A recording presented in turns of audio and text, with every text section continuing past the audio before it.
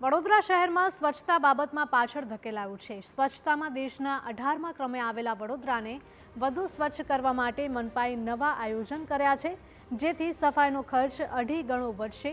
ત્યારે પાલિકાએ બજેટમાં સફાઈ વેરો વધારવાની તૈયારી શરૂ કરી છે। હાલ સાફ સફાઈ પાછળ મહિને 4 કરોડ ખર્ચાય છે।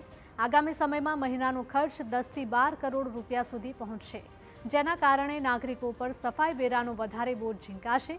નવી ટેન્ડરિંગ પ્રક્રિયા બાદ સ્વચ્છતાનો વાર્ષિક ખર્ચ 2.5 ગણો વધી ગયો છે।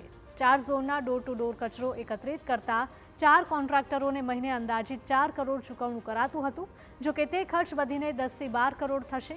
હાલમાં પાલિકામાં બજેટની બેઠકો ચાલી રહી છે, ત્યારે આગામી બજેટમાં 60 થી 62 કરોડના ખર્ચને પહોંચી વળવા સફાઈ વેરામાં વધારો કરવાની વિચારણા મનપા કરી રહ્યું છે।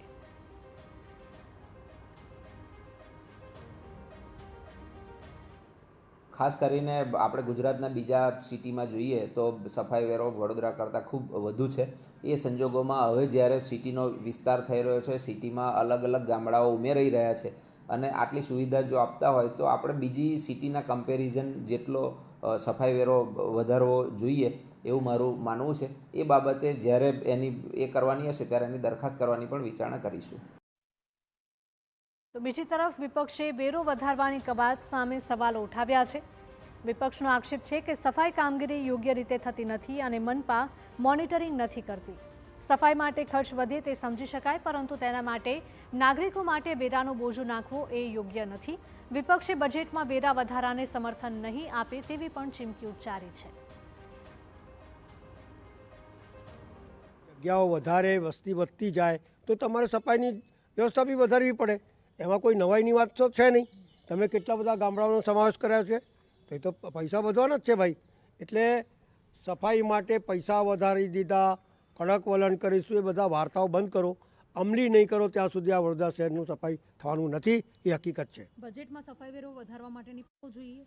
સફાઈ વેરો ક્યાંથી આવ્યો? જ્યારે તમે ટેક્સ લેતા હોય એની અંદર જ સફાઈ વેરો આવી ગયો, એના જુદું ના લેવાય ભાઈ। સ્વચ્છતામાં 18મા ક્રમાંકે ધકેલાયા બાદ વડોદરા શહેરને ફરીથી સ્વચ્છતાના 1 થી 10 ક્રમાંકની અંદર આવે તે માટે વડોદરા મહાનગરપાલિકા દ્વારા કરોડોનો ધુમાડો કરવામાં આવી રહ્યો છે।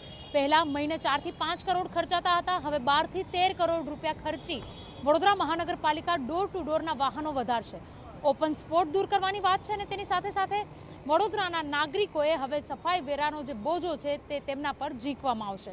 એટલે વડોદરા મહાનગરપાલિકા પ્રાથમિક સુવિધાઓ આપવા માટે પણ વડોદરા શહેરના નગરજનો પાસેથી જે વેરો છે તે ઉઘરાવશે અને ત્યારબાદ સફાઈની જે કામગીરી છે તે કરવામાં આવશે।